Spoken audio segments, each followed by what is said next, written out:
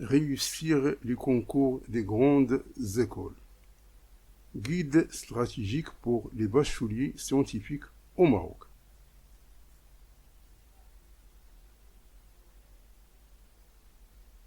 L'objectif de la science. Donc l'introduction, à la fin de cette leçon, vous saurez identifier les concours clés, l'ENSA, le NCG, la médecine, l'ENSAM, etc. Établir un calendrier de préparation efficace. Maîtriser les techniques de gestion du temps QCM. Éviter les erreurs classiques des candidats.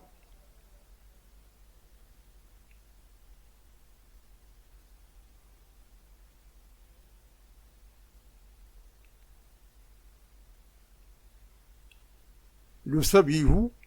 Le choc des chiffres. Chaque année, plus de 200 000 bacheliers postulent aux grandes écoles marocaines.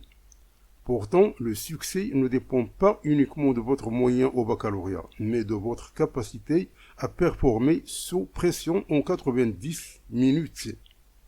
Donc les points clés, le concours est un test de vitesse et de stratégie, pas seulement de connaissances académiques.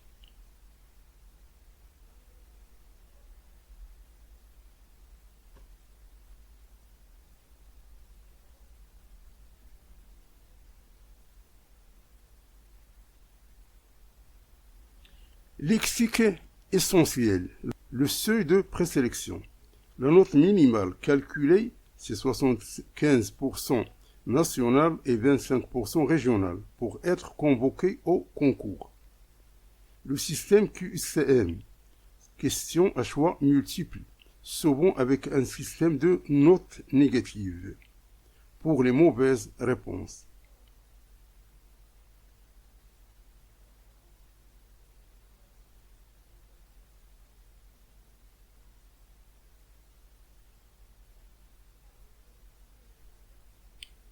Panorama des écoles. Choisir sa filière. Les bacheliers scientifiques maths, PC et SVT ont accès à diverses opportunités.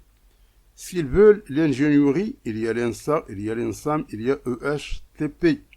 S'ils veulent le management, il y a le ENCG et SKE. S'ils veulent la santé, il y a le FMP et FMD et ISP, ITS. L'agriculture, il y a l'IAV et il y a l'ENAM. Il ne faut pas oublier de vérifier les dates limites d'inscription, souvent avant les résultats du baccalauréat.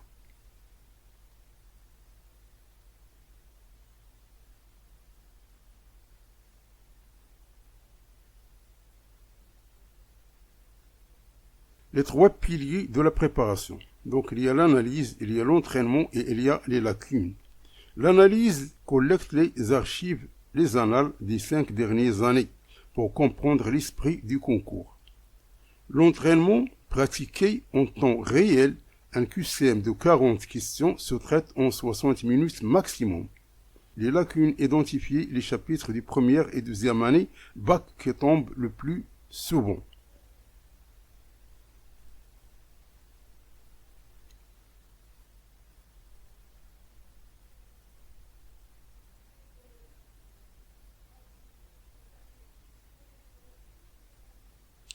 Vérification stratégique.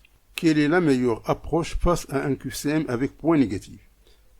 Ce qui signifie point négatif, c'est-à-dire si la réponse est juste, vous aurez un point, si la réponse est fausse, il y a moins 1.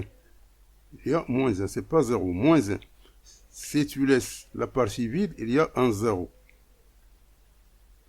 Donc, premièrement, il faut répondre à toutes les questions au hasard pour maximiser les chances, ou bien laisser toutes les questions difficiles pour la fin sans les lire, ou bien utiliser un dé pour choisir les réponses, ou bien ne répondre que questions dont on est sûr à 100%.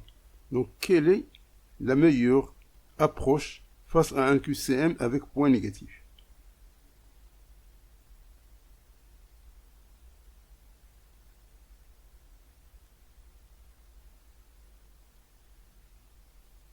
Donc, La meilleure approche face à un QCM avec point négatif, c'est ne répondre que questions dont on est sûr à 100%. Et il faut ignorer les 3 premiers ici.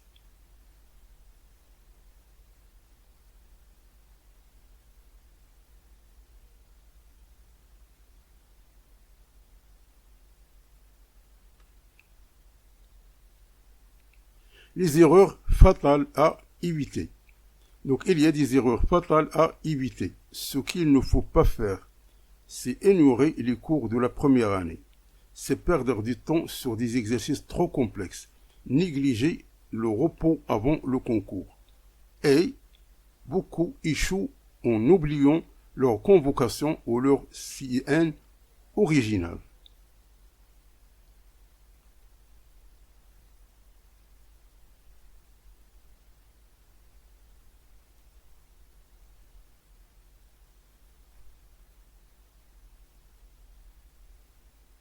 Donc l'atelier de réflexion. Imaginez qu'il vous reste 10 minutes et 15 questions. Quelle stratégie adoptez-vous pour maximiser votre score sans prendre trop de risques? Donc ça, c'est une question de réflexion.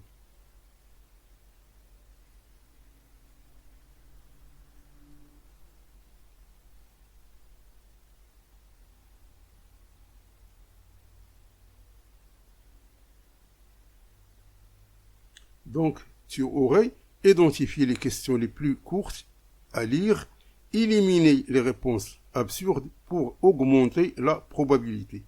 S'assurer que la grille de réponse est correctement remplie. Ne pas paniquer et rester concentré sur les gains faciles.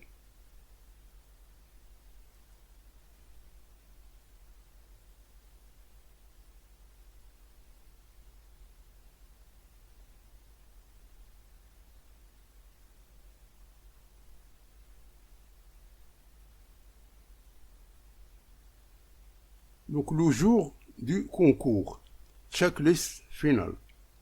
Préparez-vous l'éveil. Donc le document, convocation et CIN. Matériel, stylo, crayon, gomme. Énergie, eau et collation. C'est-à-dire la veille de l'examen.